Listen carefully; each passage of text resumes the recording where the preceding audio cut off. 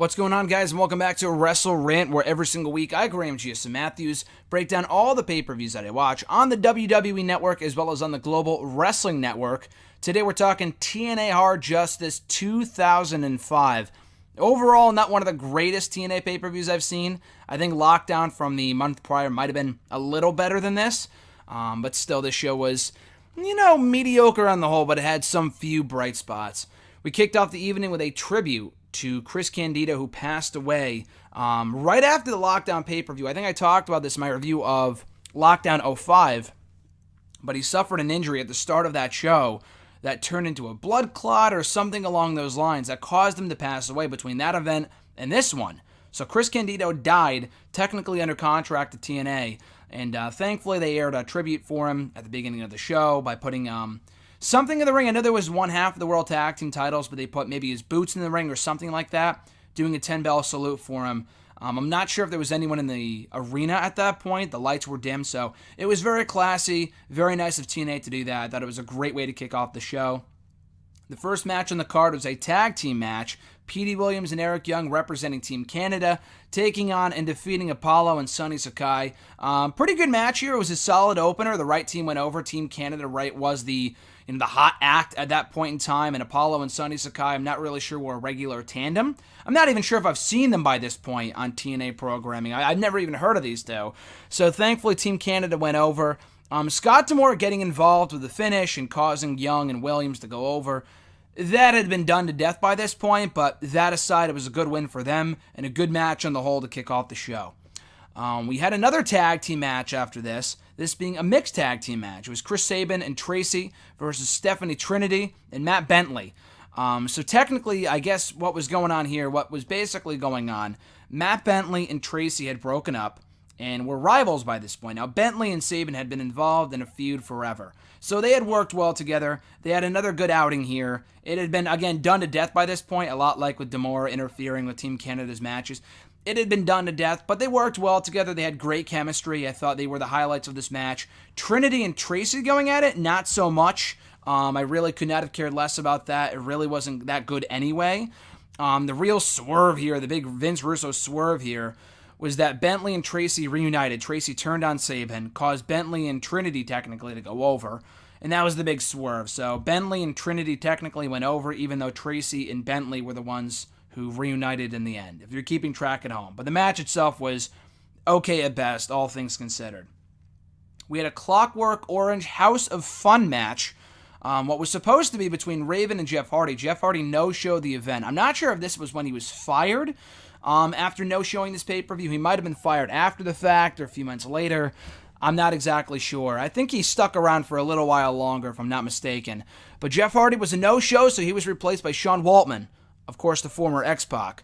They had a fun match. I thought it was a good match. Very hokey with all the fucking weapons and the one side of the steel cage with all the weapons on it. That was a little, it was hokey and goofy, but like in the right way. I thought they worked well together. It was a very entertaining match. Not the most dumb, mind-dumbing, or what's the mind-numbing, I guess is the word I'm looking for here. Mind-numbing spot fest, I thought it would be. I thought it was very entertaining. The right guy went over. Obviously, Raven picked up the victory. So for a match that wasn't supposed to happen, I thought it was very good. We had another tag team match. Fucking tag team mania on the show here. God damn. Monty Brown and the Outlaw taking on Diamond Dallas Page and Ron Killings. Ron Killings, I guess, had filled in for, what's his name? Brian James, the former Road Dogg. And it's not like he was, it's not like he had no-showed the show as well, because he ended up showing up in the Gauntlet match a little later on in the show, so it's not like he had no-showed a lot like Jeff Hardy. But the match was okay. It really was not that good at all. There was interference from a tag team called Phi Delta Slam. Maybe I reviewed a pay-per-view of them on it before. I don't really recall these guys at all. They sucked. The interference from them did not lead to a DQ, which was very confusing. This whole match was a mess. Easily the worst thing on the show up to this point. The heels went over, Monty Brown and the Outlaw picking up the victory, so that sucked. For the NWA World Tag Team titles, the Naturals taking on America's Most Wanted. Great match here. I really, really enjoyed this. Not only as a match, but also with the it predictably paid tribute, as it should have, to Chris Candido. The Naturals were heavily involved with Chris Candido in storyline and TNA, so it made sense for them to kind of pay tribute to him with their win here. I think one of the Naturals, I forgot which one it was, had won the match with like putting his feet on the ropes. And although it was a heel maneuver, even though they're baby faces, the commentators played up that it was done as a tribute to Chris Candido, which I thought was cool. So again, a very good match here. America's Most Wanted. I love them as a tag team. They always had great matches. Chris Harris and James Storm. Another very entertaining encounter here. And the right team went over with the Naturals retaining the NWA World Tag Team titles. For the TNA X Division Championship, we had Christopher Daniels taking on Shocker.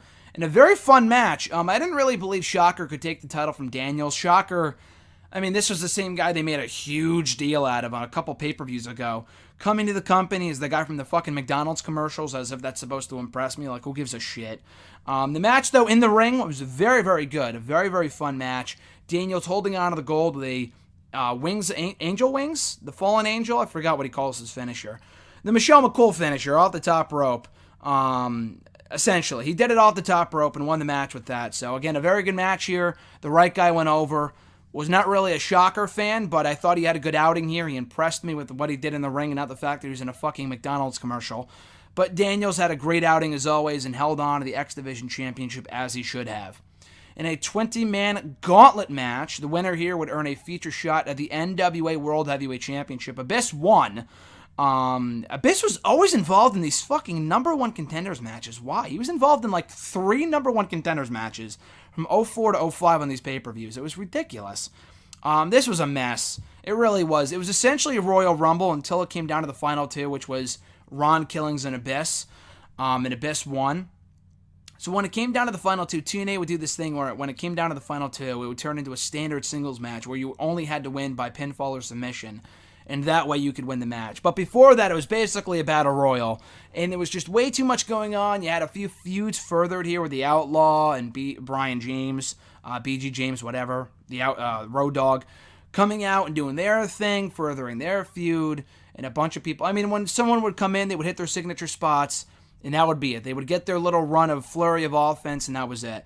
So beyond that, I mean, that's like any other Royal Rumble match. But beyond that, it really was not invested in any real portion of this match. It wasn't terrible, but it really was not that interesting at all. For a 30-fucking-minute match, this went way too long to really just get to Abyss becoming the number one contender. So I know this was their way of getting everyone on the card, but from an in-ring standpoint, it really was not that entertaining in the slightest. And Abyss and Ron Killings, they had a decent final stretch in the final minute or two of their actual matchup. But beyond that, as a whole, this entire match was not that good, really, at all.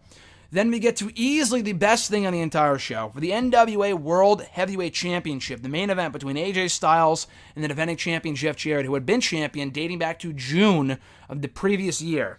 And this was May of 2005, so almost a year Jeff Jarrett had held a stranglehold on the TNA World Heavyweight Championship, beating people like Jeff Hardy and I think Kevin Nash and a few other people. And awful matches. A lot of those matches just fucking sucked.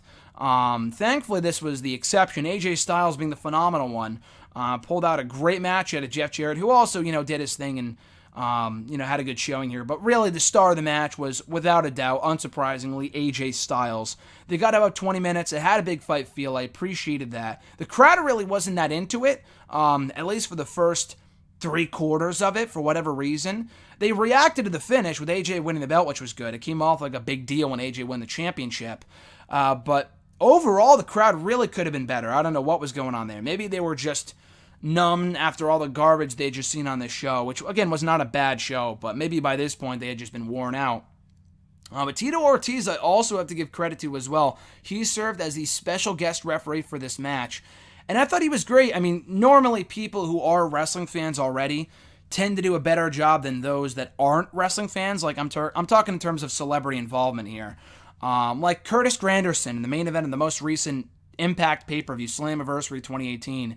He got involved in the main event between Austin Aries and Moose, and I thought he played his role perfectly, which was cool to see.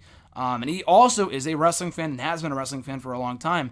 Tito Ortiz, same exact thing. I think he came back to the company like a decade later, because I remember seeing him in TNA like in 2014, 2015, and it was fucking terrible. 2013 maybe. It was a while ago. It was many years ago.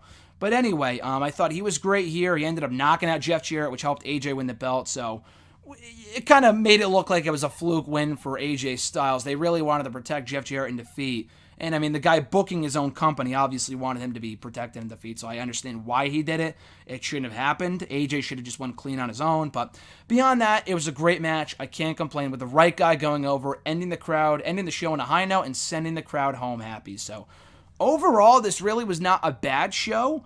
I've seen worse TNA pay-per-views. I would not watch the show in whole, in its entirety. It was not the most must-see TNA pay-per-view I've seen from the Global Wrestling Network since I started reviewing the TNA pay-per-views from 04 and 05 and whatever. But overall, it was a decent show. The main event is worth watching. The tag team title match I thought was very good, and the X Division Championship match was very good. So if you're just cherry-picking here, check out those 3 matches, as well as the brief Chris Candido tribute at the start of the show. I thought that was very well done, too. But yeah, overall, just a decent show. A decent show, not a terrible show, not a great show, just kind of a show with a few very good matches interspliced in between. So anyway, guys, that is my full review of TNA Hard Justice 2005. As seen in the Global Wrestling Network, this is not meant to serve as a plug for them, but check out the network. It's great. A lot of people just aren't aware of it yet, but they have every TNA pay-per-view I think that has ever existed. Maybe with the exception of like Slammiversary 2018 that just happened a few weeks ago. But beyond that, I think every pay-per-view from the company's history dating back all the way to like 2002, like the bi-weekly pay-per-views they would do, up until Bound for Glory last year, I think they're all up there. Maybe Redemption 2018 from a few months ago, I'm not exactly sure. But still, they have a lot of great content up there. Be sure to check it out at your leisure. So anyway, guys, thank you for checking out the show. Appreciate it. Be sure to like the video, drop a comment, share the video, and subscribe to the channel for more content. Next week, I should have up, or in the next couple days, depends on when I watch it. My schedule is a bit off for the WrestleRant videos. I got backtracks.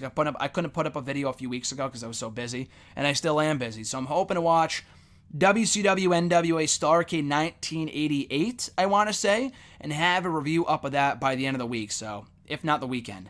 So stay tuned for that and all the other videos I put up here on the channel over the course of the week and weekend. Have a great one, guys. I'm Graham G. Matthews, and I'll catch your ass down the road.